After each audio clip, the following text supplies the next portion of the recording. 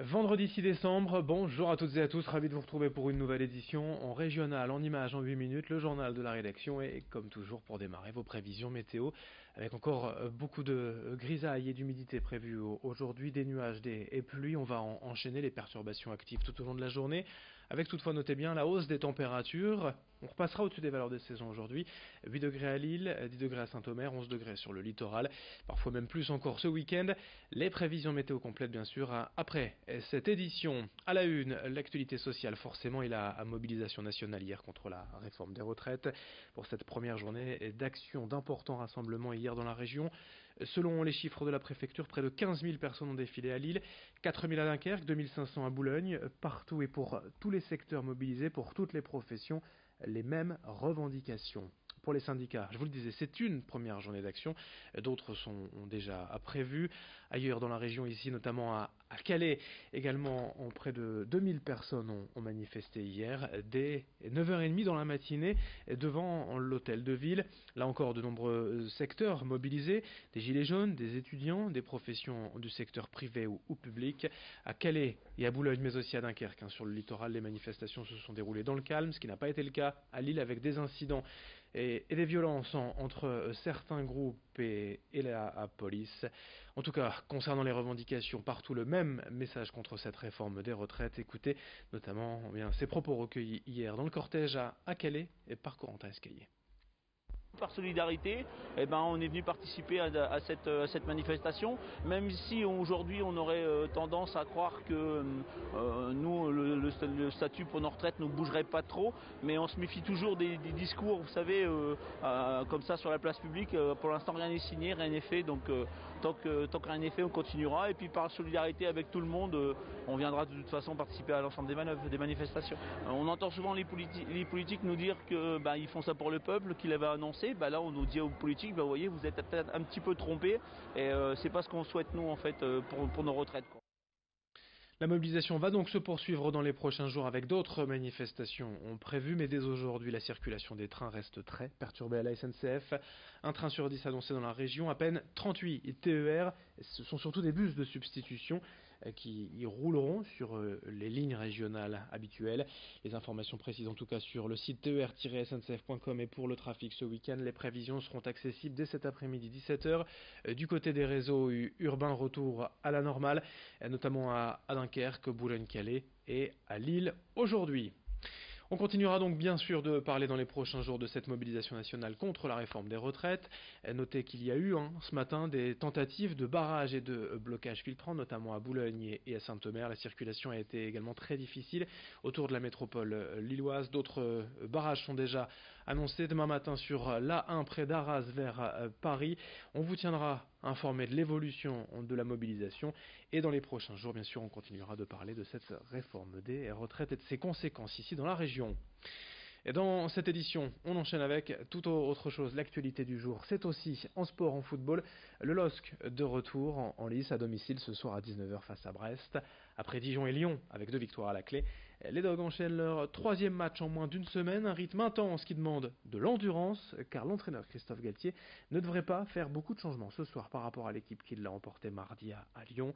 Le coach comptera notamment sur Renato Sanchez, le Portugais, auteur de 2 belles prestations dernièrement, et qui semble avoir retrouvé son véritable niveau de jeu. Avant ce match, les Brestois pointent à la 12e place du classement, Lille est 4e. Présentation de la rencontre avec Christophe Galtier au micro de Rémi Desrebeaux. Ça sera le 3e match pour les équipes. C'est toujours les semaines à 3 matchs sont toujours des semaines un peu particulières. Le 3e match est toujours aussi particulier. Brest, c'est une équipe qui joue un vrai bon football avec un vrai bon entraîneur à qui je fais un clin d'œil. C'est une équipe qui est performante, et évidemment que j'ai regardé ce qu'ils ont fait face à Strasbourg, avec un système à Strasbourg un peu particulier. Pour les avoir vus jouer plusieurs fois, ils ont une capacité à pouvoir changer de système et d'animation.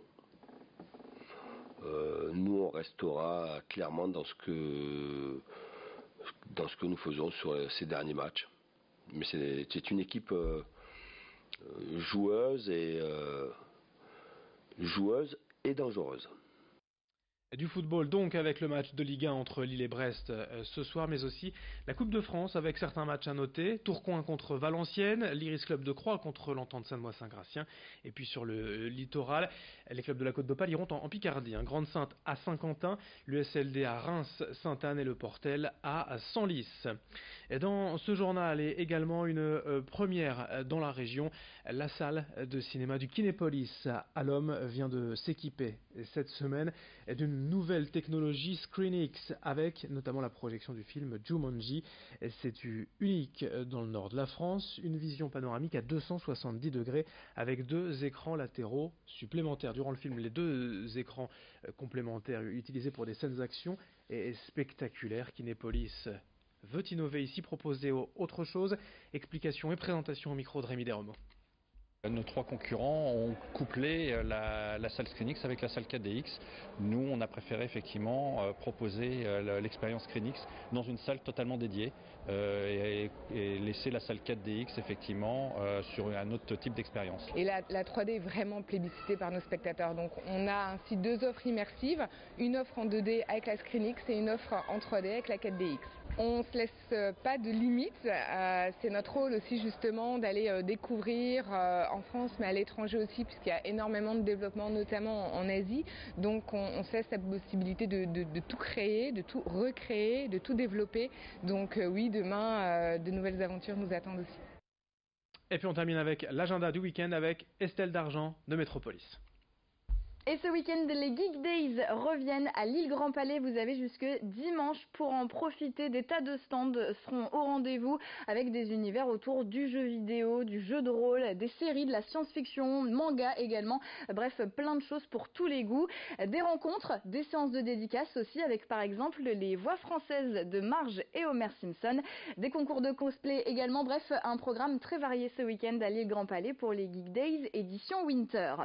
Lille devient officiellement ce week-end la capitale mondiale du design. Dans les semaines, dans les mois à venir, vous allez pouvoir voir de nouvelles expositions, des portes ouvertes aussi. Et ce week-end, les designers s'associent à la Nuit des Arts à Roubaix. La Nuit des Arts, c'est très simple, vous allez pousser les portes des commerces, des librairies, des restaurants, des cafés. Bref, toute la ville de Roubaix se transforme en galerie d'art ce week-end. Rendez-vous dans le bassin minier pour les fêtes de la Sainte-Barbe qui se poursuivent jusque dimanche. Des shows son et lumière. Il y aura également des balles, des spectacles de rue aussi, un programme très varié à retrouver du côté de Lens et de Liévin. Enfin, une sortie familiale à Coudekerque-Branche, une exposition de Lego et Playmobil, les deux, comme ça pas de jaloux. C'est 2 € l'entrée et c'est pour la bonne cause puisque les bénéfices iront aux orphelins d'Auteuil. On vous souhaite un excellent week-end. À la semaine prochaine. Merci Estelle, bon week-end à toutes et à tous. D'autres infos à suivre dans un instant.